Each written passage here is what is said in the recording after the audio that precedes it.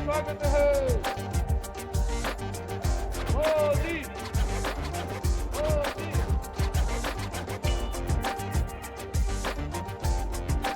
एक बार तालियों की जोरदार गड़गड़ाहट से हमारे देश के यशस्वी प्रधानमंत्री और हम सबके चहेते लाडले आदरणीय नरेंद्र मोदी जी का इस घोड़ा की धरती में स्वागत है। स्वागत है भाई, स्वागत है, स्वागत है भाई, स्वागत है। श्री नरेंद्र मोदी जिंदाबाद। श्री नरेंद्र मोदी बोलो भारत माता की, भारत माता की वंदे वंदे।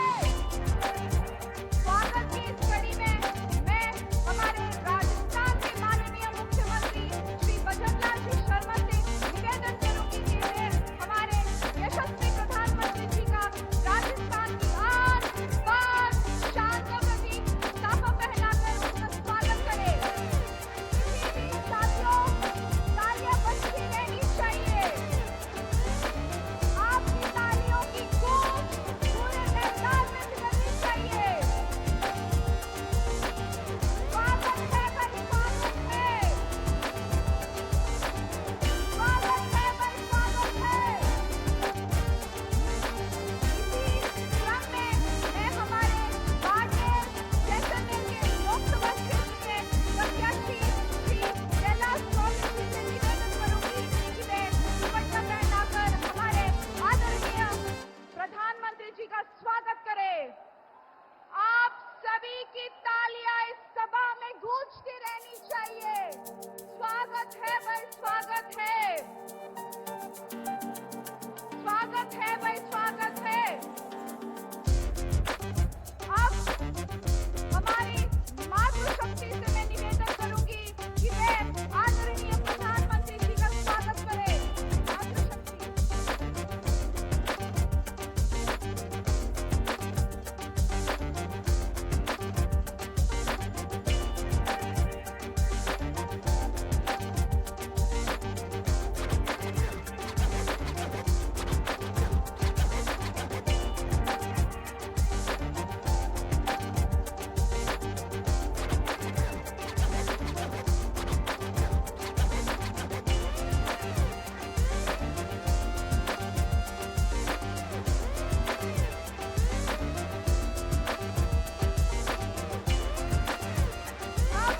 उद्बोधन की इस कड़ी में मैं निवेदन करूंगी हमारे राजस्थान के भागीरथ, राजस्थान के आदरणीय मुख्यमंत्री साहब श्री भजनलाल जी शर्मा जी वे पधारे और इस विशाल जनसभा को संबोधित करें।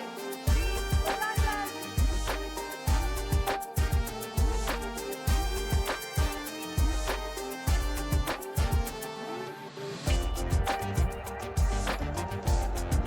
भारत माता की, भारत माता की, भारत माता की।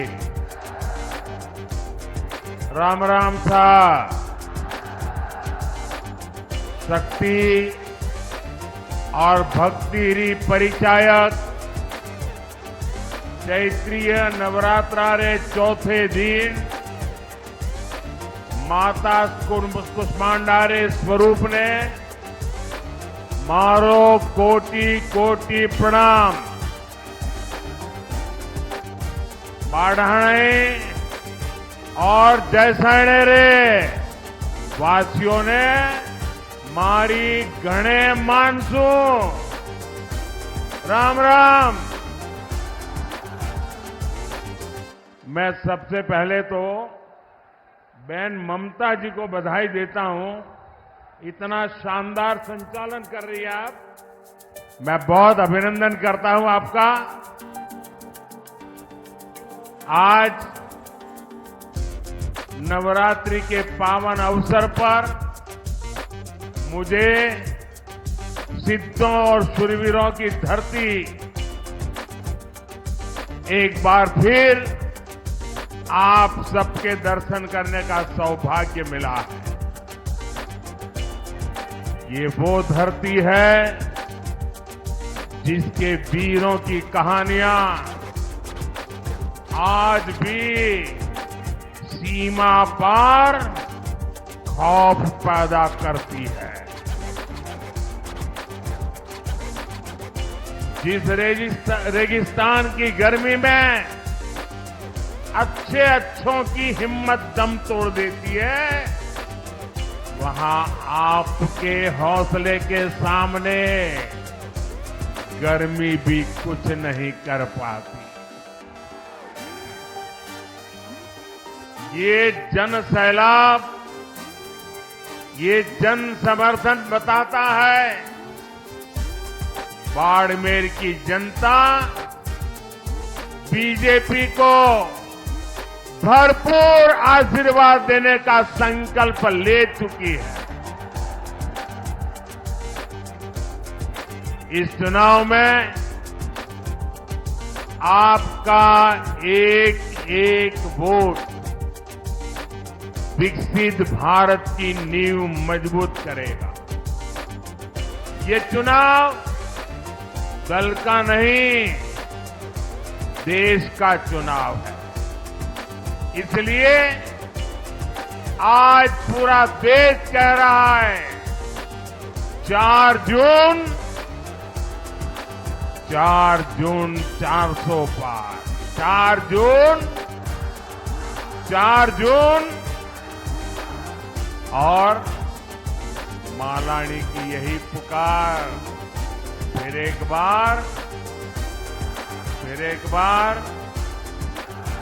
बार भाइयों और बहनों, बाड़मेर हमारी पार्टी के वरिष्ठ स्वर्गीय जसवंत सिंह जी का क्षेत्र है।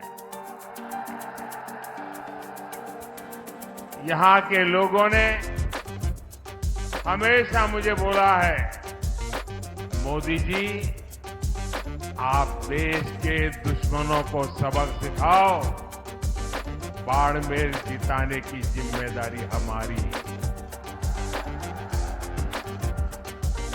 आप इस बार भी पहले से ज्यादा वोटों से बीजेपी को जिताएंगे, ये मेरा पक्का विश्वास है।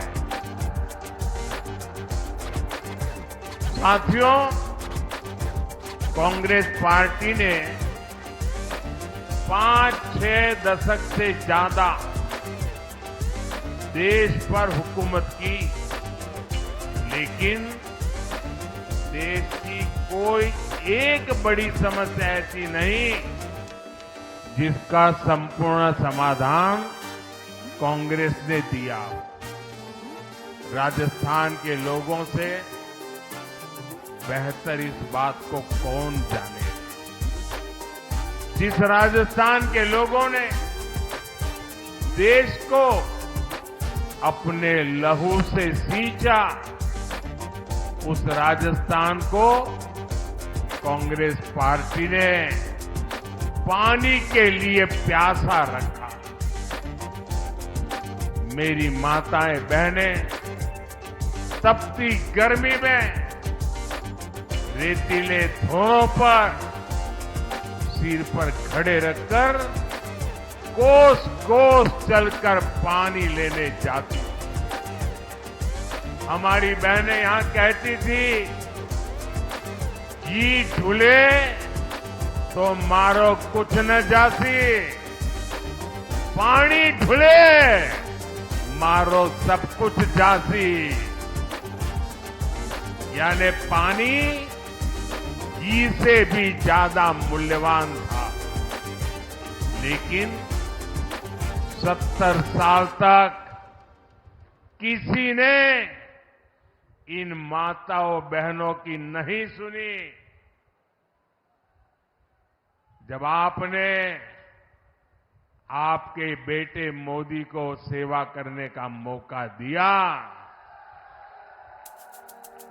मैंने जल जीवन मिशन शुरू करके इस त्रासदी को खत्म करने का बीड़ा उठाया। जल जीवन मिशन से हमने राजस्थान के 50 लाख घरों तक पानी पहुंचाया। लेकिन जितने दिन राजस्थान में कांग्रेस सरकार रही, उसने जल जीवन मिशन में भी जमकर भ्रष्टाचार किया। कांग्रेस ने राजस्थान तक पानी लाने के लिए ERCP परियोजना भी पूरी नहीं होने दी। वहीं हमारे भजनलाल शर्मा जी की सरकार ने 100 दिन के भीतर ही ERCP परियोजना को पास करवाया। हरियाणा से पानी का समझौता भी हो गया है और हम लोग तो चाहे राजस्थान हो या चाहे गुजरात, हम लोग तो लाखा बंजारा को अपना आदर्श मानने वाले लोग हैं। हमारा संकल्प है कि हम राजस्थान के हर घर तक पानी पहुंचाएं। साथियों, कांग्रेस की सोच ही विकास विरोधी है। ये लोग देश के सीमावर्ती गांवों को देश के आखिरी गांव कहते हैं। ये लोग सीमावर्ती जिलों को, वहां गांवों को जानबूझकर विकास से वंचित रखते थे। और आप हैरान हो जाएंगे, जो रखते थे, क्या तर्क देते थे, ऑफिशियली बताते थे। वो कहते थे कि सीमा के पास विकास होगा तो दुश्मन देश के भीतर आकर कब्जा करने की संभावना बढ़ जाएगी। ये शर्म की बात है कि नहीं भाई? क्या हम इतने बुद्धिल हैं कि हम बढ़िया रास्ते बनाए तो दुश्मन उस पर चढ़ जाएगा? क्या बात करते हो? शर्म आनी चाहिए आपको। आप मुझे बताइए, किस दुश्मन के कलेजे में इतनी हिम्मत है कि वो बाड़मेर की सीमा में घुसकर कब्जा करने की सोचे?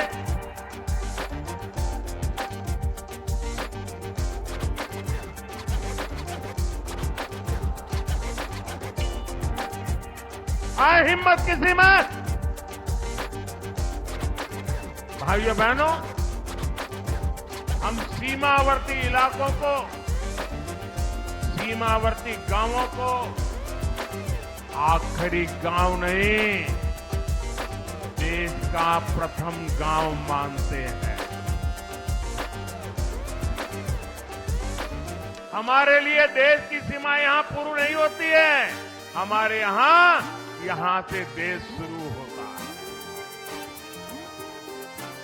आज अगर देश में 4 करोड़ गरीबों को पीएम आवास मिले हैं, तो मेरे बाड़मेर को भी 2.25 लाख गरीबों को पक्के आवास का लाभ मिला है। भाजपा सरकार देश की आखिरी सीमा तक सड़कें और हाईवेज बना रही है। हमने बाड़मेर में मेडिकल कॉलेज भी खोला है। आज सीमावर्ती बाड़मेर में 72,000 करोड़ रुपए लागत की रिफाइनरी शुरू होने जा रही है। और मेरे बाड़मेर के भाई बहन सुनिए, अगर यहां कांग्रेस की सरकार न होती तो मेरे दूसरे टर्म में ही मैं आकर उद्घाटन कर जाता। लेकिन कांग्रेस ने ऐसे ऐसे रुकावटें डाली, लेकिन मैं आपको गारंटी देता हूं, मेरे तीसरे टर्म में मैं रिफाइनरी का उद्घाटन करने जरूर आऊंगा। और जिस दिन रिफाइनरी के उद्घाटन के लिए आऊंगा, उस दिन इस चुनाव विजय के लिए धन्यवाद भी करने आऊंगा। आने वाले समय में इस इलाके में रोजगार के अवसर पैदा होंगे, युवाओं के लिए नए रास्ते बनेंगे। मेरे बाड़मेर के भाई बहन जो पुराने लोग हैं, वो जब मेरी ये बात सुनते हैं तो उनको लगेगा क्या ये संभव है, ये होगा क्या?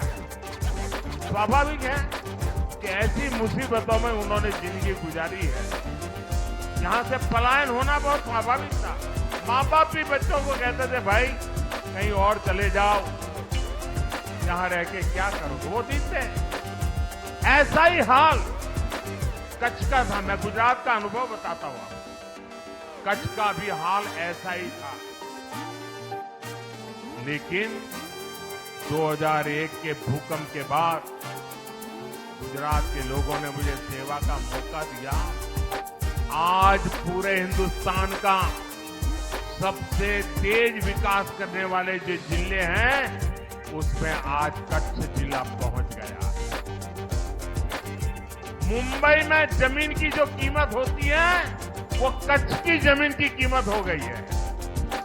अगर कच्छ बदल सकता है तो बाड़मेर बदल सकता है कि नहीं बदल सकता है? बदल सकता है कि नहीं बदल सकता है? मैं ये करके आया हूं और इसलिए मैं गारंटी देता हूं, ये भी मैं करके रहूंगा। यहां के एयरपोर्ट में भी पिछली सरकार ने जमकर रोड़े अटकाए। अगर कांग्रेस ने बेवजह ब्रेक न लगाया होता तो यहां का एयरपोर्ट 2 साल पहले ही चालू हो जाता। साथियों, कांग्रेस ने जिन लोगों को दशकों तक नहीं पूछा, मोदी उनको पूजता है। हमारे आदिवासी समाज के बच्चे आगे बढ़े, इसके लिए हम एकलव्य मॉडल आवासीय स्कूल खोल रहे हैं। आदिवासी समाज को सिकल सेल एनीमिया से मुक्ति दिलाने के लिए हम अभियान चला रहे हैं। भाजपा ने आदिवासी समाज को सम्मान दिलाने के लिए देश को पहली महिला आदिवासी राष्ट्रपति दी है। हमारे गांव ढाणियों की महिलाएं, मेघवाल समाज, लंगा, मंगड़ियार समाज के लोग पीढ़ियों से हस्तकला का काम करते आए हैं।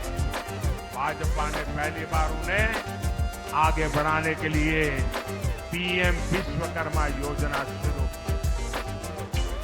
अपनी मेहनत से रेत में भी फसल उगाने वाले यहां के किसानों को भी कभी किसी ने नहीं सराहा। आज हम किसानों के सीधे उनके खातों में पीएम किसान सम्मान निधि भेज रहे हैं।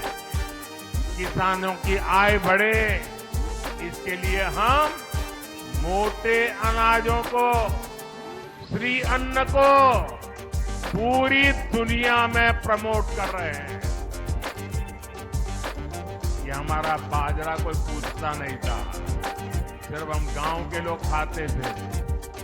आपको जानकर के खुशी होगी, अभी मैं जब अमेरिका गया तो अमेरिका ने राष्ट्रपति ने अपने घर में व्हाइट हाउस में बड़ा भोज रखा था, लेकिन मजा देखिए, उस भोज में जितनी चीजें खाने के लिए बनाई थी वो हमारे मोटे अनाज में से बनाई थी।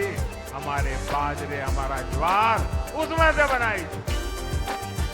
दुनिया में जो मेरा छोटा किसान पानी के अभाव में खेती करता है, मोटा अनाज पैदा करता है, मैंने दुनिया को समझाया है ये मामूली अनाज नहीं है, ये सुपर फूड है, सुपर फूड। आपकी सेहत के लिए उत्तम फूड है। और मैं दुनिया में आपके किसानों के द्वारा बनाई ये बाजरा ज्वार दुनिया में बेच रहा हूं दोस्तों। मूंग का समर्थन मूल्य भी आज जितना है उतना कभी नहीं था। मोदी आपके सुख दुख में आपके साथ है, क्योंकि आपके सपने ही मेरे संकल्प है। साथियों, एससी, एसटी, ओबीसी भाइयों और बहनों के साथ दशकों तक भेदभाव करने वाली कांग्रेस आजकल एक पुरानी रिकॉर्ड बजा रही है। जब भी चुनाव आता है, संविधान के नाम पर झूठ बोलना ये इंडिया अलायंस के सब साथियों की फैशन बन गई।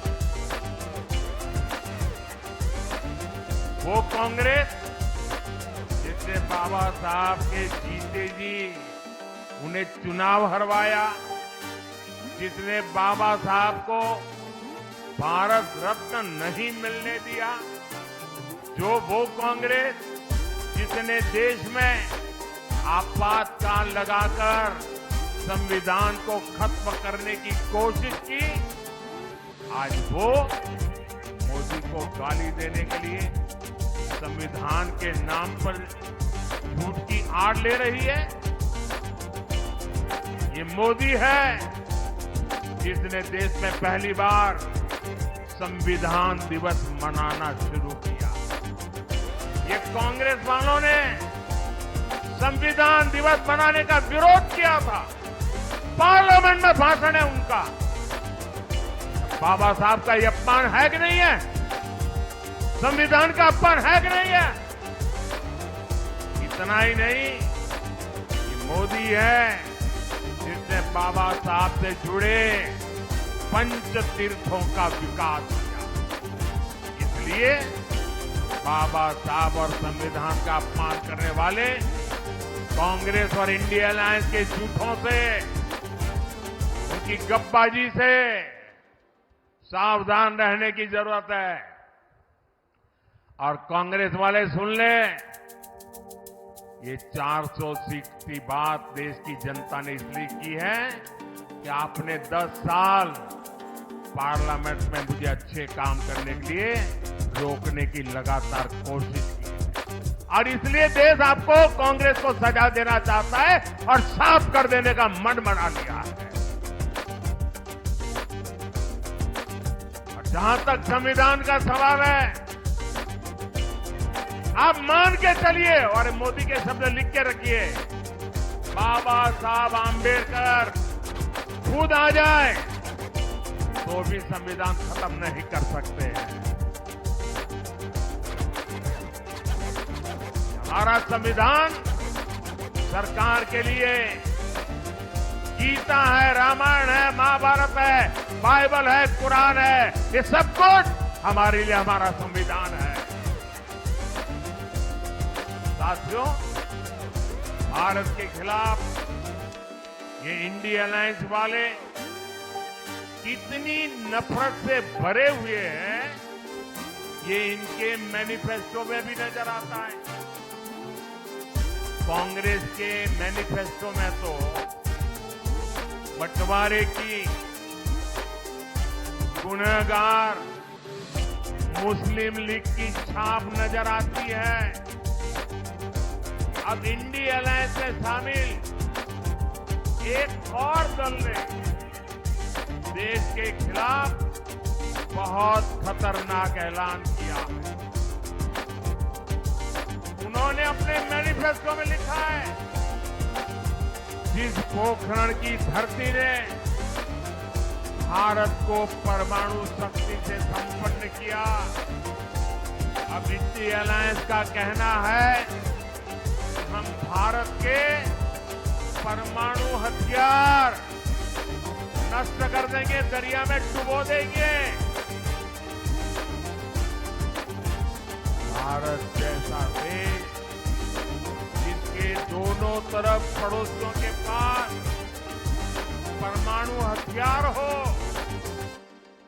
क्या उस देश में परमाणु हथियार समाप्त करना इसकी सोच ये समाप्त करना चाहता है इंडिया अलायंस। क्या क्या हथियार समाप्त होने चाहिए? मुझे सबका जवाब चाहिए। क्या परमाणु हथियार समाप्त होने चाहिए? क्या परमाणु हथियार समाप्त होने चाहिए? मैं जरा कांग्रेस को पूछना चाहता हूं, आपके ये साथी, ये आपके इंडिया अलायंस के साथी किसके इशारे पर काम कर रहे हैं? ये कैसा गठबंधन है जो भारत को शक्तिहीन करना चाहता है? आखिर किसके दबाव में आपका ये गठबंधन हमारे परमाणु ताकत को समाप्त करना चाहता है? एक तरफ मोदी भारत को शक्तिशाली राष्ट्र बनाने में जुटा है, वहीं इंडी गठबंधन वाले भारत को कमजोर देश बनाने का ऐलान कर रहे हैं। माता तनोट राय की धरती के लोग क्या इसे स्वीकार करेंगे? कमजोर देश आपको मंजूर है? शक्तिहीन देश आपको मंजूर है? क्या ऐसा सोचने वालों को सजा देंगे? इस चुनाव में सजा देंगे? कमल पर वोट दबा करके उनको सजा देंगे? और इसलिए पूरे देश के लोगों को इंडी गठबंधन से सतर्क रहने की जरूरत है। साथियों, जिस भारत मां के लिए हम अपने जीवन की परवाह नहीं करते, ये कांग्रेस पार्टी उसे सिर्फ जमीन का टुकड़ा मांगती है। और इसलिए कांग्रेस के राष्ट्रीय अध्यक्ष राजस्थान की वीर भूमि में आकर कहते हैं कि मोदी ने कश्मीर से 370 हटाया, राजस्थान से उसका क्या लेना देना, क्या वास्ता? यहां आकर के बोल के गए। ये राजस्थान की राष्ट्रभक्ति पर ऐसा सवाल करने की हिम्मत करते हैं? जिस राजस्थान के वीरों ने सीमा पर कश्मीर के लिए सीने पर गोलियां खाई, उससे पूछते हो कि कश्मीर से क्या वास्ता? इस बाड़मेर के सपूत भीखाराम मुंड ने करगिल युद्ध में अपना बलिदान दे दिया था। और कांग्रेस कहती है कि कश्मीर का राजस्थान से क्या वास्ता? इस राजस्थान में कश्मीर में जन्मे बाबू था रामदेव जी की जरगर पूजा होती। उससे पूछते हो कि कश्मीर से क्या रिश्ता? जब कश्मीरी हिंदुओं को उनके घर से खदेड़ा गया था, तब कितने ही परिवारों को राजस्थान ने बसाया था, गले लगाया था। और ये पूछते हैं कि राजस्थान का कश्मीर से क्या वास्ता? अरे उनको पता नहीं होगा। करगिल के लोग ईरान गए थे और ईरान में कोविड की भयंकर महामारी में फंस गए थे। उनको वापस लाना था, कोविड के साथ लाना था। बड़ा संकट का काम था। उनको हिंदुस्तान ला करके कहां रखे?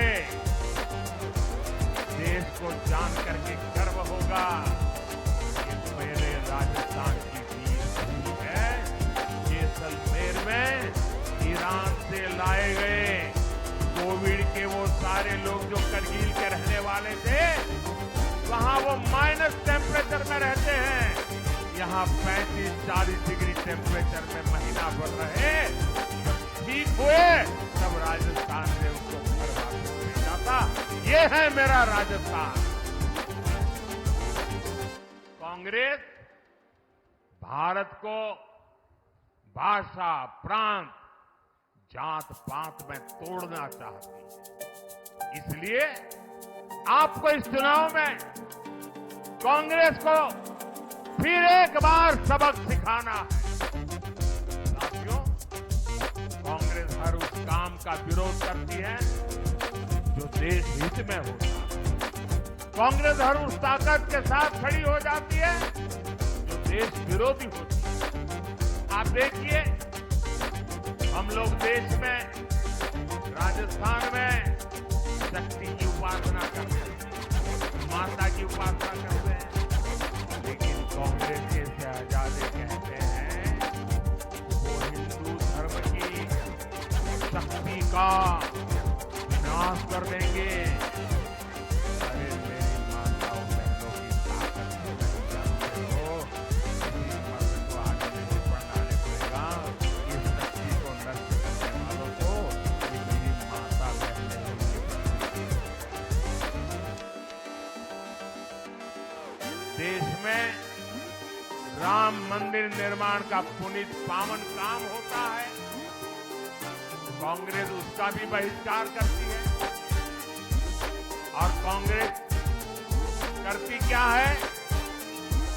कांग्रेस रामनवमी की शोभा यात्रा पर राजस्थान में पत्थरबाजी करने वाले दंगाइयों को संरक्षण देती है।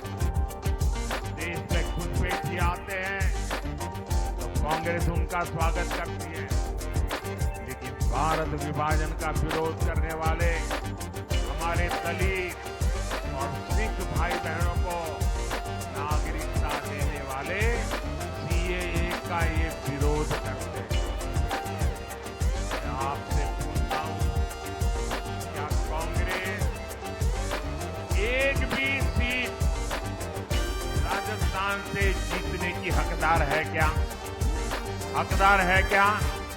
एक भी सीट बचनी चाहिए क्या उनकी? इस बार तो उनकी सीटों की जमानत जानी चाहिए भाई। जाएगी? साफ कर दीजिए उनको, ये सुधरेंगे नहीं। साथियों, 26 अप्रैल को राजस्थान और देश के भविष्य के लिए एक बहुत बड़ा दिन है, और मैं रिफाइनरी के उद्घाटन के लिए जब आऊंगा तब आपको मैं याद कराऊंगा कि इसका महत्व क्या है। भारतीय जनता पार्टी ने बाड़मेर से कमल की जिम्मेदारी भाई कैलाश चौधरी जी को दी है।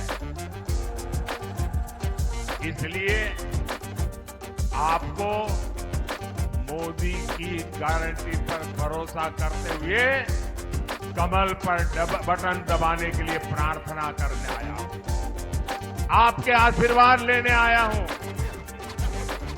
मेरी माताएं बहनों के आशीर्वाद, मेरे नौजवानों के आशीर्वाद, मेरे बुजुर्गों के आशीर्वाद, धानी धानी मेरे किसान भाई बहनों के आशीर्वाद, यही मेरी ऊर्जा है, यही मेरी ताकत है। चाहे जितनी गर्मी हो, 26 अप्रैल को सुबह सुबह ही कमल का फूल खिलना चाहिए। खिलेगा? और इसलिए मेरा अनुरोध है, पहले मतदान फिर जलपान, पहले मतदान फिर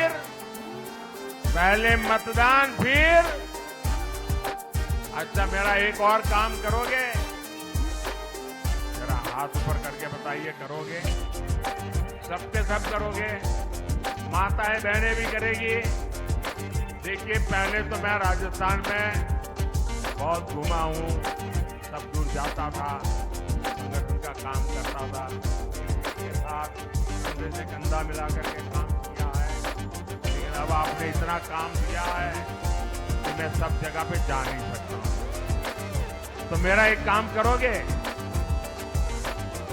घर घर जाकर बताइएगा कि अपने मोदी बाड़मेर आए थे और मोदी ने आपको को प्रणाम कहा है। मेरा प्रणाम पहुंचा दोगे?